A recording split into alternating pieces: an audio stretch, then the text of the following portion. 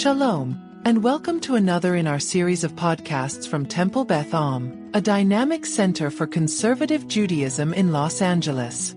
This is a recording of our weekly Rashi study class with Rabbi Rebecca Schatz. So we are going to begin the third chapter of Megillat Esther. Now I will pass these around. I had reserved. Yeah, no, I know. I didn't forget. On chapter Just 2. hold on. Give me 1 second. But before we get into chapter 3, and before Leonard makes his comment about chapter 2, we are going to talk quite a bit about who Haman was historically and also in our own rabbinic texts. And also in the Quran, which is not a rabbinic text of ours, but is a holy text for some. So we're going to talk a little bit about that. So you don't even need your Megillas open yet. Leonard has a comment about the second chapter, and then we'll look a little bit at Haman. The extras are there. Thank you. I just keep extras for the other classes if people forget them or whatever. Okay, so in the last verse on chapter 2, yeah. Which I'm having a hard time reading at the moment. This is Vayikatev Basefer Divrei Hayamim. It was written, but it doesn't say by whom or anything like that. So there's an interesting comment in here. Some commentators explain that it was recorded miraculously by itself. That is why later in chapter 6, verse 2, which we'll get to sometime in the next couple of years, when the Insomnia king asked that the book of Chronicles be read to him, the verse says, it was found written because Achashverosh did not remember it being written. Oh, interesting. So there's no attribution given whatsoever? No, it just says it just says Vayikatev. And then right. No, I just mean in terms of the commentary you just read. Well, I mean, I'm sure there's other commentators who think differently, but in chapter 6, verse 2, we have Vayimatse Katuv. It was found written. Okay, great. And there it was. Nobody knows how it got there. Right. Interesting. To Leonard's comment. Okay. All right. Hello. We're gonna now with that in mind, we're gonna skip to chapter 3. Recording, yes. It was by me. We're gonna look a little bit at who Haman was. I'm gonna pull this up on the screen here. Give me 1 second. We're done with chapter 2. Stevie, do you want to say something else about it? Oh. Okay, Larry's going to say something else about chapter 2. Thought we were still. I just want to comment that Steinsaltz has an interesting, I don't know whether Steinsaltz actually did translation into English or not. I don't see the Hebrew here, but he translates ha'etz, which is clearly a tree, right, as a word which I'd never called jibit. Has anybody heard of what jibit? Both a noun and a verb. It holds the news. Gibbet. It's where you hang people. Yeah. Right. It's an holds the comes out. Yeah. Right. So apparently it's the thing that you draw when you're doing hangman. Yeah. Where you have that. But it's also a verb. Meaning to expose to even your public scorn. Oh wow. Which is probably why he used this term. So he's obviously has a fanciful interpretation of what the eights was. Huh. Interesting. Well, it can be. Well, it doesn't have to be a tree. Right. In this case, it's sweet, for instance, steaks. Okay. Now we're ready for chapter 3. How does everybody feel? Okay, great. We are going to talk about Haman. The majority of this research came from Wikipedia because it was all in one place. Which was easier for me to put all together. That being said, not all of it does, and some of it, that which is on Wikipedia is not always accurate, and so some of it I checked to make sure that it was as accurate as at least I could find it to be. That also being said, there's much more, right? I just brought 1 page worth of who Haman was historically. The reason I did this was, I don't know if you remember, but about 5 months ago, we talked about who King Ahasuerus was historically and also like geographically where we were in the world. And I thought it was really interesting for us to be able to look at who Haman is now, because as we'll notice in a moment when we read in the actual Megillah, we have no introduction to Haman other than he is the son of someone else. We don't know where he's from. We don't know anything about him. You're all going to say, well, we know this, and this. Yes, we know that because of later on. We don't actually know anything yet, right? He has not been introduced to us yet. So in this first verse of the Megillah, we don't know anything about who this guy is, and he's being introduced to us for the first time. So before we even look in the Megillah and hear his name for the first time, I want us to just look to see historically who Haman was thought to be, and go from there. So I'm just going to read this because I'm going to choose not to read everything. So Haman, as historical as we can understand him to be, was an official in the court of the Persian Empire under King Ahasuerus, which seems to be what we understand from the Megillah too, commonly identified as Xerxes, who died in 465 BCE. So when we talked about who Ahasuerus was, historical sources have connected this character in our Megillah to Xerxes, right? At the first. His epithet, which we're going to see in the Megillah in just a moment, is that he's an Agagite, which indicates that he was a descendant of Agag. Now, for those of us who know Tanakh pretty well, you know that that was the king of Amalek. So when we say that Haman was a descendant of Amalek or connected to Amalek, and that's why when we talk about Amalek in the Torah, we connect it to Haman, it's because of this genealogy, right, of this piece. And it seems to be historical. It seems to not just be biblical, but also historical. Everybody with me thus far? Okay. So I find it very interesting, especially with biblical names, to know why someone is named what they're named, because usually it's not just, oh, this person was named after their grandfather, like in today's day. Usually there's something that the character was or ends up being that then they get the name that they receive. And so, like, you know, when we're going through the Torah and we're hearing all the sons of Jacob, each one of them has a name that describes them characteristically. It's not just names that were passed down familially. So I thought that I would share a little bit of that as well. The one that I thought was most interesting was that the name actually comes from a deity, a theonym, which was a new word that I learned. Some scholars equate Haman with Omanus, a theonym recorded by Strabo. This is who Strabo was. I also had to look up his dates.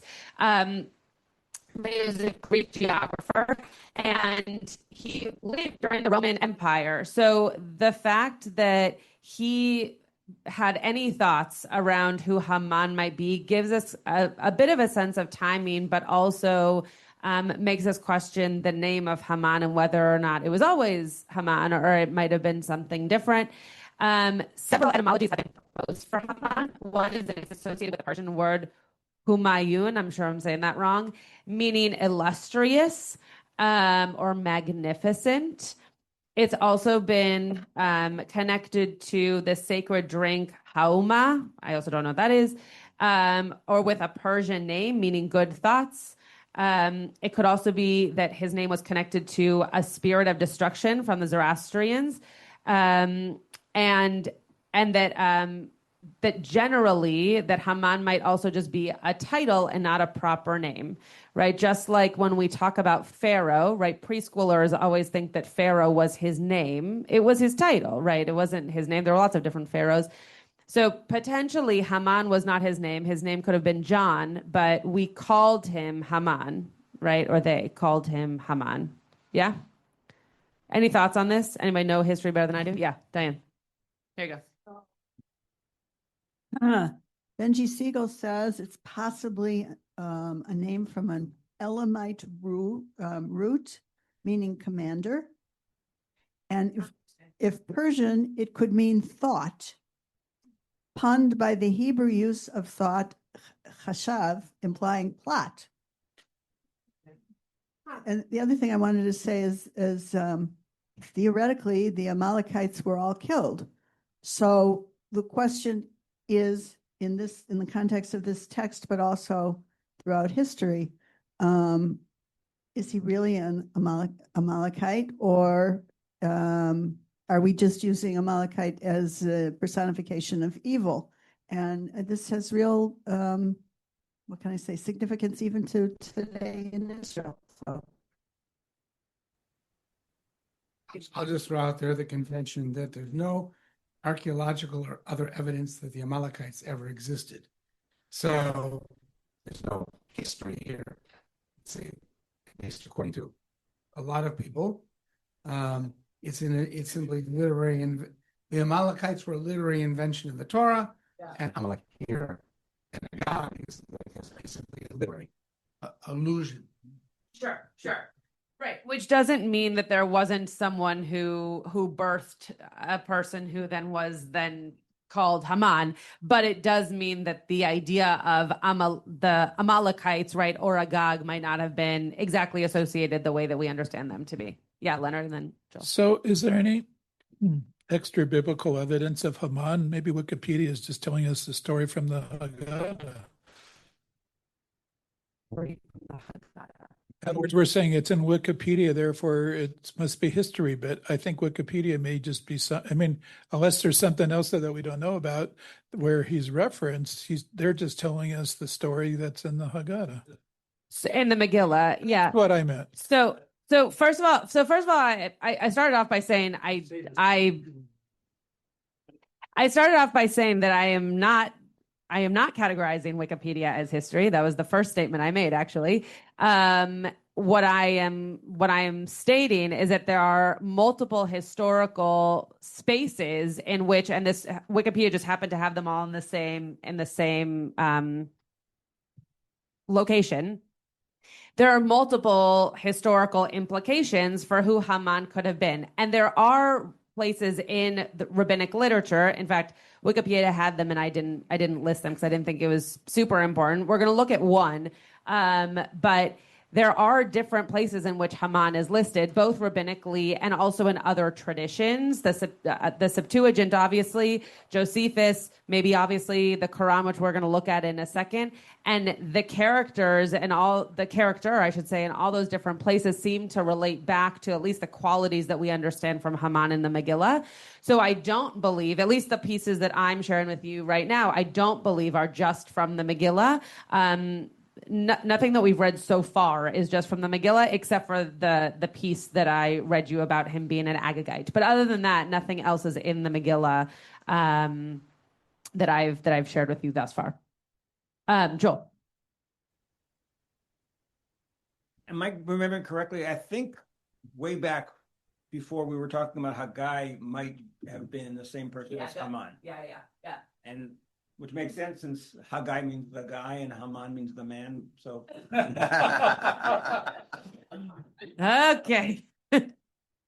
Just like Wikipedia is not history. Right. Okay. So yes, there are, and I also chose not to share that here because we had talked about it so much, but there is reference to Haman being Memuchan, and being closely related to that character because of how we know those characters to be in the different places where the other one is not being mentioned.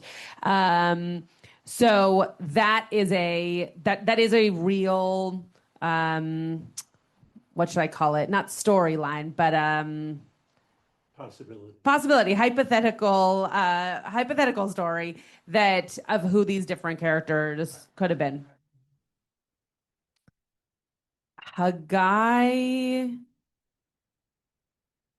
I actually don't remember if he's mentioned again. I would have to look it up. I can't remember. But the two characters are never mentioned together. So there is wondering if they were the same person, name change based off of, who they were, what they were doing, which again, I think is why it's interesting to listen to the etymology of what the name could be, because to Diane's point, and I also brought this, that like the Persian name means good thoughts, but then there's also this idea that it could have been someone who was just illustrious and a great leader, a thinker guy.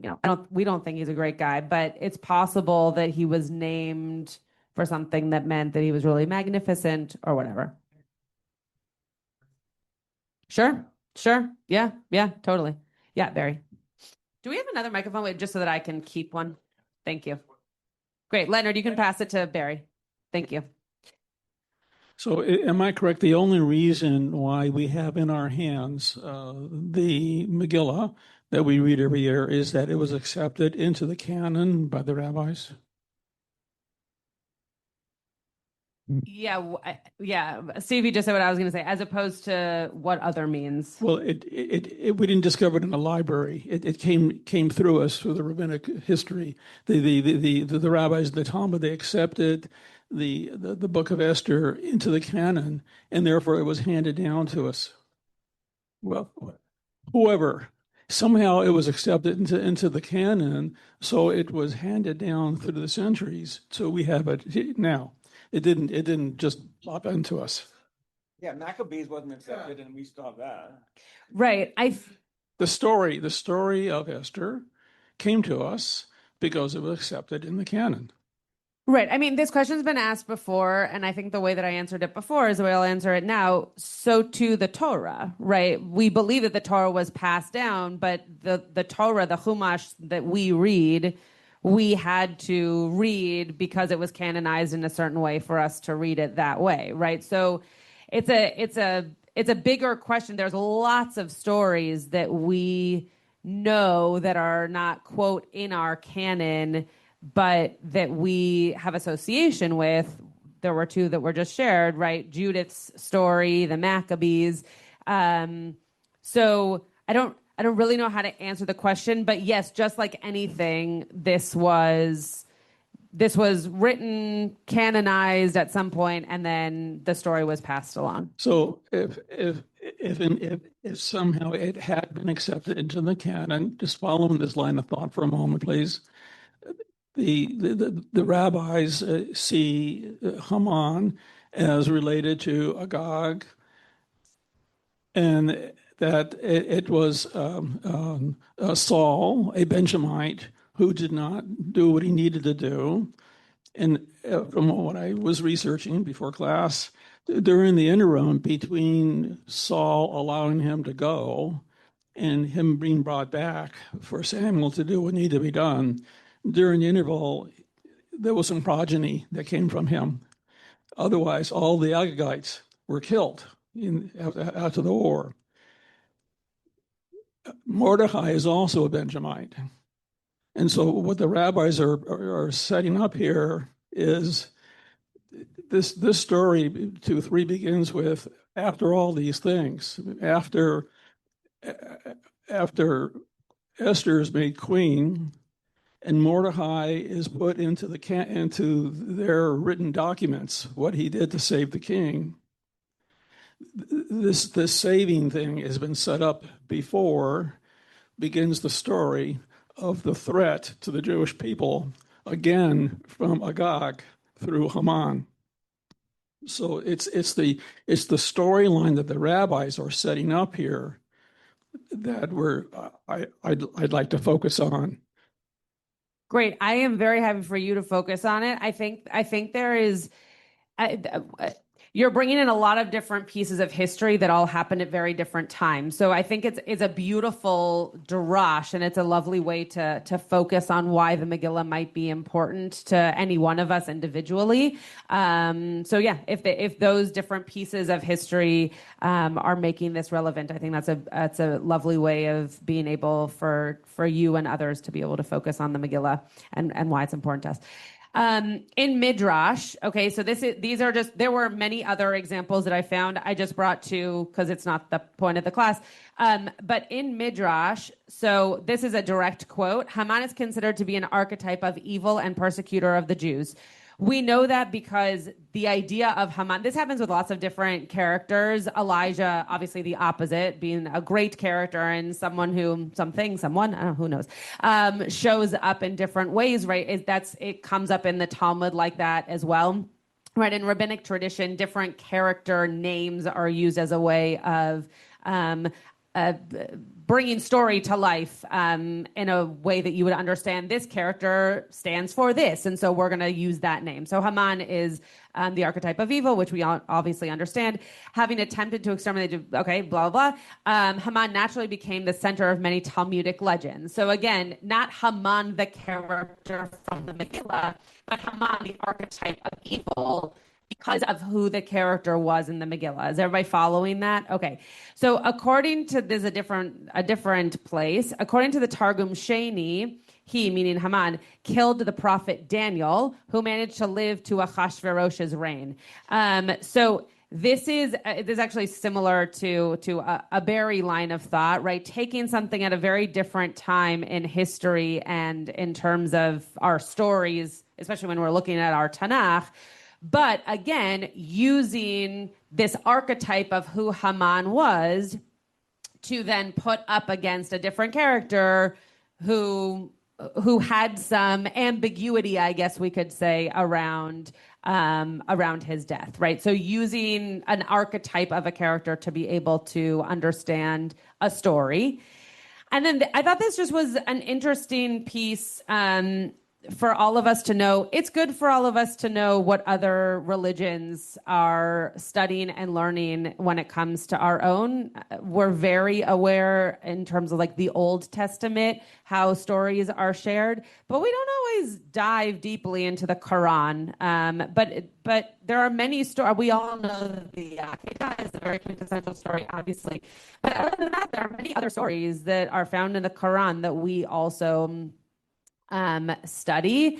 I am particularly sensitive to this right now because I just finished teaching a class at HUC for Dalit students, and there were students in that class who were not Jewish, but they were learning how to teach Jewish text, and it was really fascinating to hear from their perspective, right? These are texts that they know, not from a Jewish lens, but they were learning how to teach them through a Jewish lens.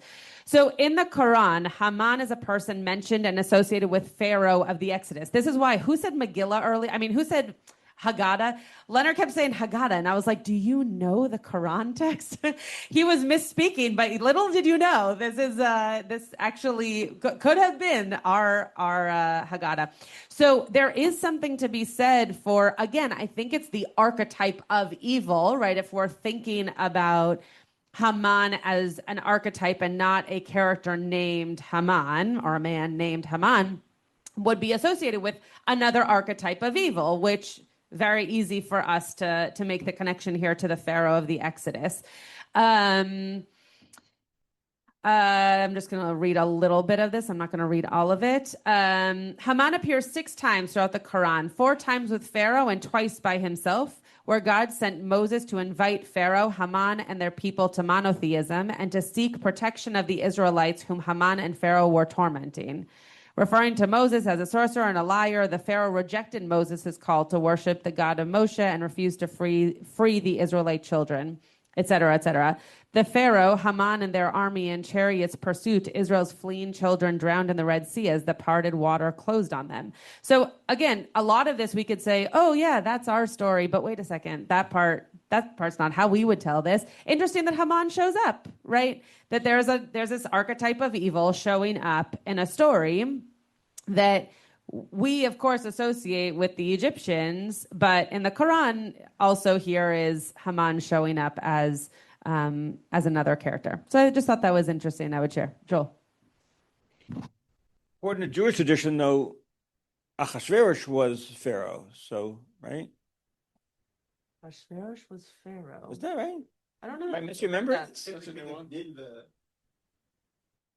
I've never heard that. Did Pharaoh survive? There's Midrash that Pharaoh. It became the king of Nineveh. Okay. Yeah. But I was willing to go on that ride with you. I had never heard that before. Any other thought? Yeah, Marshall. Leonard, you used the word Haggadah. I was wondering if you were referring to Agadah and not Haggadah. Say yes.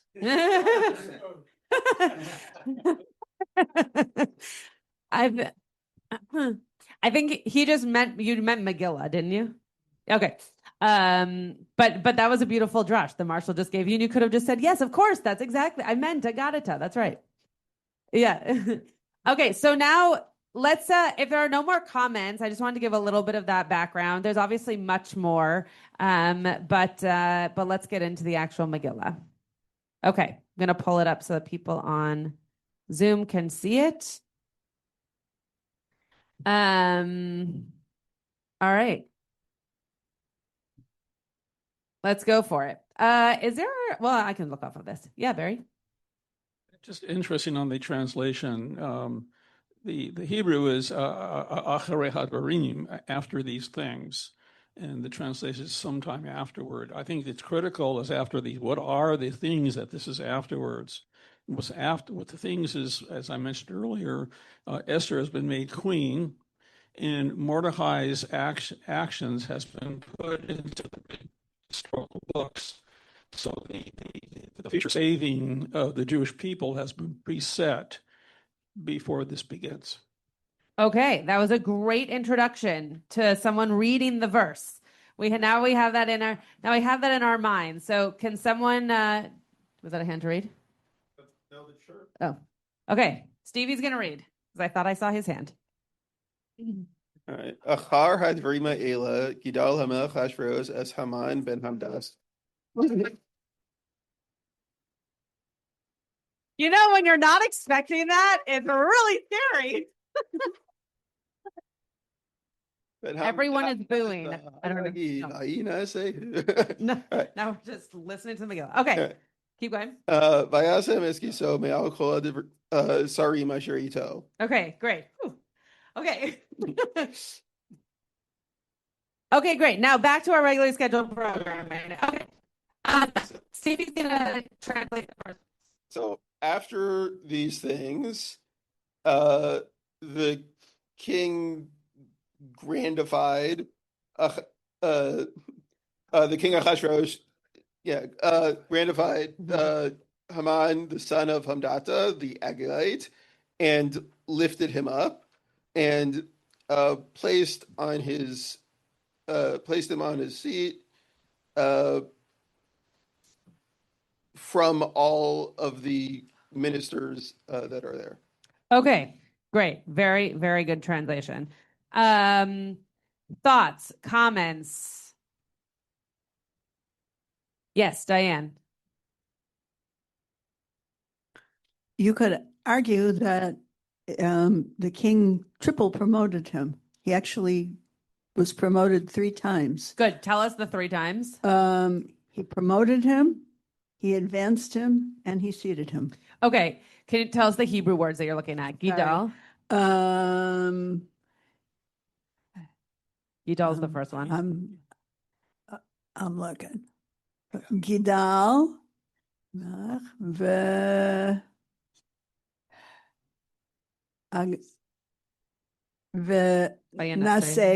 Yeah.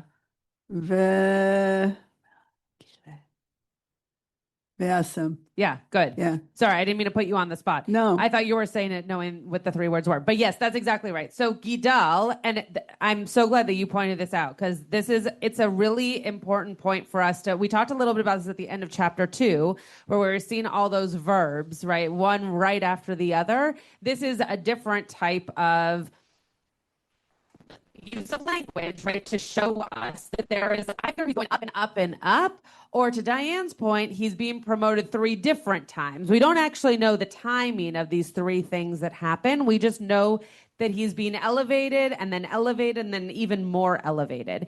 And so I would actually say Vayesem et kiso me'al probably all goes together because it's above all the other sarim, right? It's not just that he was lifted up, but he was then put on top of all the other sarim.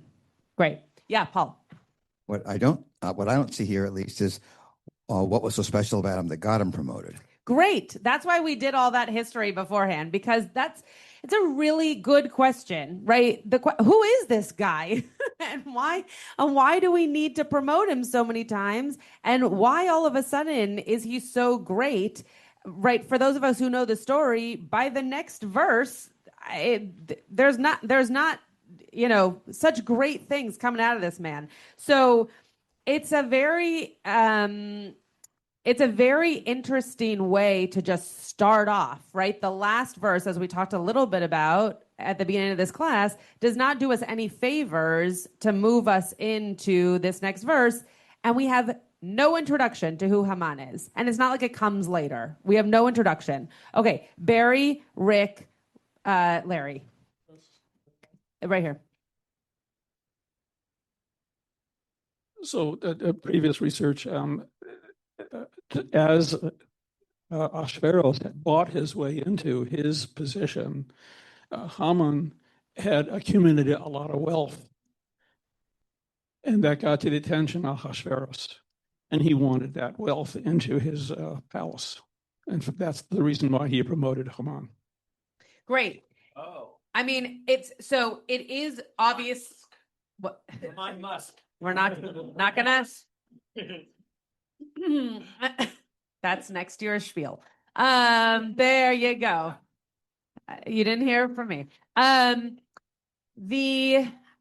The idea of, in a political system, someone being lifted up or brought into power because of their finances or resources, makes total sense, right?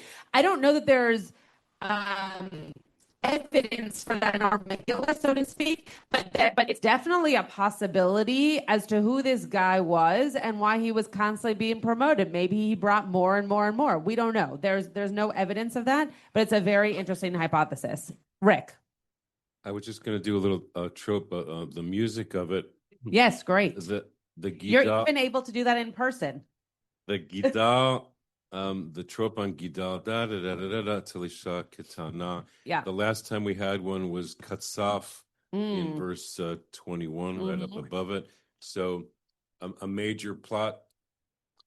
It just highlights the major things in the plot. Yeah, and great. I think they kind of resonate. They echo off each other. So the last time was when the two the bad guys, Bigtan and Teresh, right. They get angry, right? Katsaf is the word there with the same trope. So here it's the king promoting. So that's the major action, and I think they relate. The next time we have it was when in verse 12, when the scribes actually write out the decree that all the Jews should be killed. So the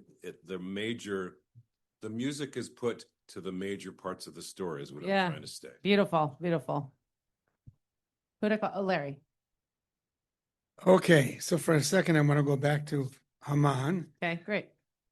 I don't want to destroy anybody's internal sense of how this fits together. Okay. It's pretty clear from what I'm looking at when we discuss. Haman has no reference as this character, not just the name. I'm not talking about the etymology of the name, outside of the Megillah. So it's a creation, unlike Ahasuerus, which might be Xerxes, right? So the three main characters here, Mordecai, Esther, and Haman, are, from my point of view, all fictitious characters in this literature. Sure. But I'm more interested, and I don't have an answer to this, and Stevie's probably going to shoot me down, about the historicity of the writing of the books. So there's nothing in the Megillah that I know of that suggests what we all think we know, which is that Haman is an Agagite because Shaul failed to hack Agag at the right time. And then Agag went and he had relations that night, and those descendants then passed down, right? I don't know, but I'm assuming that the detail in Shmuel Aleph or Bet, I don't know which one, I can't remember which one that story is in. Okay, that was written more than about 3,000 years ago. I don't know what was canonized. It would have taken a lot of rewriting to rewrite that story to be able to fit with this story. Right. So that story came, I assume, long before the Megillah was ever written. Stevie's not saying anything, so I assume that's correct. Yeah. And then it's only later on, and I don't know when this happened, that the rabbis then, or somebody, wrote the Midrashim, right, that said this is what had happened in Shmuel Bet. Right. I just find that all really interesting, and it speaks to the holistic fabric, however you want to view it, of all the threads of our literatures that feed into this. Yeah. It's fascinating. 100%. And I am not good at dates, but for sure, that story, in terms of our timeline, comes far before the Megillah. The Megillah is one of the latest pieces that we have in our canon. It's not the latest, but it's one of the latest. And so for sure that came first. And so I think, yes, in terms of how we're thinking about all this, it is highly unlikely, though who knows, that anybody would have then gone backwards and said, let's rework this to make this all work for us. Probably unlikely that whoever wrote this part of the Megillah and said that this is an Agagai was actually, because he would have otherwise would have included it, actually thinking, here's how the lineage actually works. Right. Yeah, that's a really good point. Which is maybe why then the rabbis decide to discuss it so that they can put all the pieces together for us. Yeah, Dan. So this is a little beside the point, but not exactly to what Larry's saying, which is, so we saw the movie The Odyssey. Yeah. And saw it. You took a day to see it. Isn't it like 6 hours or something crazy? It's 3 hours. We want to go see it again because we saw it basically without context and having forgotten anything we ever knew about Greek mythology. And so if anybody's going to go see it, I highly recommend that you go back and read your Greek mythology first so that you really understand the story. No, the story of the Odyssey. But so I went back and started reading very brief description of the Odyssey. Yeah. And darn it, if there weren't resonances of stories from the Tanakh in Greek mythology that I never realized before. And I thought, okay, I need to think about all of this in a really different way. Yeah, I mean, this is a whole other class for a whole other time, and I would not have the expertise to teach it. But when we look at any of our ancient works, and you can decide when the word ancient ends, there have to be connections across all these different pieces of literature because people were reading them all at the same time, right? And were then making connections if they were passing them down or if they were the writer of the next work, right? They have to have had connections. And so it makes lots of sense that you're seeing connections in Greek mythology to Torah, and that we then, even in our own canon, earlier works and later works, I mean, just look at Deuteronomy and the beginning of the Torah, right? Like, just the idea of knowing that even within our 5 books that we have something that is a recapitulation of major moments in our own Torah just shows exactly that we get to a certain point of storytelling and we're putting things in our own words and in our own ideas and then inserting them into the canon, or at least having them in our own quote canon, right? Our own library. I'll use that word instead. So it's a brilliant point. And again, I would have no expertise in making those connections, especially because I just don't know Greek mythology well enough, though I did have to read the Odyssey in 9th grade. And I am much more excited to watch the movie than I was to read the book. But yeah, we also read the Iliad. Yeah, Leonard. Right. Just general values for sure. Yeah. There's a book that I read a while back. A couple other people at this table have read it as well. It's actually written about 100 years ago about the writing of the Bible. Uh-huh. And basically, we've got our 3 parts, the Torah and the Ketuvim and then the Nevi'im, Ketuvim. Yeah. And the way he looks at it, I don't remember who the author is anymore, is that actually you could think of it as like 3 different shelves on a bookshelf.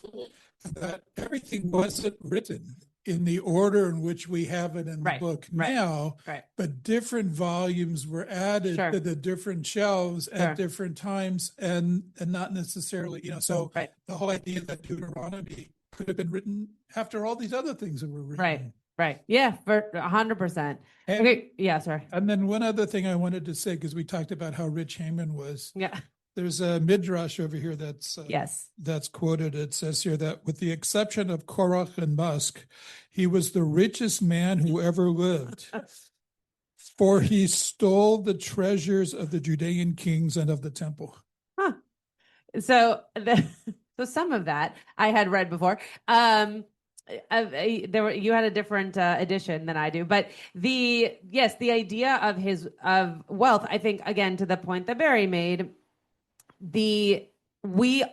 Paul asked the question that everyone, including the rabbis, was thinking: who is this guy? Why did he get promoted so many times? Why does King Ahasuerus think he's so great? And a very classic opinion would be, well, he must have had some resources to help the king out. And when it comes to a king, wealth is a pretty good resource to be able to stick by. So it makes a lot of sense. Rachel, Norm, and then we're going to look at some Rashis before class ends. This is entirely tangential. Oh, good. But at least you told us. Yeah. The way we organize the Bible. Yeah. Okay. And the way Christians organize the Bible are not the same. Correct. And this was highlighted. We watch reruns of Jeopardy very often. Yeah. And there was a Jeopardy question like, what is the book after Isaiah? And the answer was Ruth. And we said, where did that come from? Sure. Right. So it's just the sense that even the organization or the sequencing is a matter of what your perspective is. 100%. And it also tells us a different story, right? That's all of that perspective also then has people thinking the story goes in a different order, in a different way. We understand the characters then differently, etc. Okay, Norm, and then we're going to read a little Rashi. Two things. One, we do not watch reruns of Jeopardy. We watch Jeopardy usually several days late. But the other thing about it is virtually every king throughout all of history has had a viceroy or a prime minister or some sort of a right-hand man, maybe even occasionally a right-hand woman. And we don't hear about those people very often. Right. We don't know who Haman's predecessors were. Yeah. Haman we know about to a significant extent, only because he's crucial to the story we're about to read, or that we've started to read. Right. And so I don't think it's so exciting to find out how did he get here. Chances are they were all wealthy people. Chances are they benefited the king in one way or another, or they flattered the king successfully. Great, thank you. And Jeremiah. Rachel. Yes, Jeremiah. Okay, so let's read the Rashi. Stevie will read the two Rashis for us. Oh, can you have the microphone, Diane? Thank you. All right. Rashi. Achar hadrima ela shenivreit rafua zol hiot shua Israel. So after these things, after which things, that it was the healing or they translate as remedy was created to be a rescue for Israel. Okay, what the heck does that mean? Basically, what Barry was saying earlier, that it's after the recording of Mordecai's assistance to the king. So it might have been after the recording of what we already read. What could this? We're bringing in Israel here, Lichuai leIsrael. What is? It could be. What is Rashi trying to tell us that potentially is a foreshadowing? Yeah, Barry. It's all part of the plot. There's going to be a severe crisis for the Jewish people, for Israel, but the solution has already been preset. So, great. So the idea of Achar Hadvarim Ha'ela is that the solution had already been set, and now we're about to get into a story where you might be worried of the outcome, but don't worry, there's already a solution in place. Did you want to say something? You're just holding the microphone. Okay. Anybody else have any thoughts on this? Okay. This is a very classic Rashi that is going to, that just shows that when you read a commentary, it is foreshadowing something for us not answering a question. Rashi's not answering a question, right? Achar hadvarim ha'eleh, right? There's no way that when this was written in the Megillah, that what they were referring to was the dvarim later on. It says achar, after the things that, after these things, or after the things that were mentioned. So to say, for Rashi to say, hold your horses, everything's going to be fine, even though the part that we're about to tell you about is going to be really bad, that's just Rashi calming down the audience, right? That's Rashi saying, it's going to be fine, you're going to be okay, don't worry, keep reading. But it's not an answer to what is Achar Hadvarim Ha'ela, at least in a way that we would understand it in the context of the Megillah. And I just wanted to point that out because I think part of what's interesting about this class, and potentially different than when you're in the class with Rabbi Kligfeld and learning Chumash, because I think commentary is different depending on what type of book you are reading. In Megillah specifically, if you're hearing a commentary, very often that commentator has all this other knowledge, right? Whether it's from your own book that you're in or just general understanding of how we've been reading books of our canon. And so I think that by the time Rashi gets to Megillat Esther, it'd be really interesting to know actually what order Rashi went in of the different things that he commented on. But by the time we get to Esther, right, it might be really important for him as a commentator to say, don't stop here, keep going, because those words, he's not defining those words in a way that he's actually providing definition, right? He's not a dictionary for us in this moment. Does that make sense? Okay. You want to read the next one? All right. Yidal HaMelech Vagomer et Haman. Yeah. So that he had made great. Does everybody know what Vagomer means? Like it's etc. Yeah. Shakodesh Baruch Hu Borei Refuah LeMakatan Shel Yisrael Kodem Sheyavi HaMaka Alehem. That the Holy One, blessed be He, creates the remedy for the smitings or the that go to Israel before he actually brings the thing on them. He has a plan, exactly. Okay, Norm. Hold on. I just want to say, when it says after these things, it's not just that Mordechai has been recognized in the chronicles or the records as important, but it's that Esther has been, it's everything in the first two chapters, that Esther has been made the queen, that she's popular among a wide range of people, and that she and Mordechai, or one or both, have made friends of certain important people, including Harbona, whose memory should be a blessing. So it's nice of you to add that. Yeah, I agree. And I think what the words Achar HaDvarim Ha'ela is actually doing is reminding us of that which came before, right, in chapters 1 and 2, not what is going to come after. But the way in which it's written here, it's not wholeheartedly clear, right? in terms of like backwards or forwards? Is it foreshadowing, or is it bringing us to understand that which happened before we get to Haman? Because it seems in the verse itself, if you read back into the verse, not the Rashi, Achar hadvarim ha'ela gidal hamelech Achashverosh et Haman. Right after these things that happened, the king decided to promote this guy Haman. So we would assume that when we're talking about these things, that it's what we read right before in chapter 2. Okay, Leonard, you were going to say something, and then Larry. I was going to say, if you read the second Rashi first, then the first Rashi makes more sense. That's true. That's true. Rashi's commentaries were out of order. Okay, Larry. I just think this is the equivalent of previously on Esther. Right.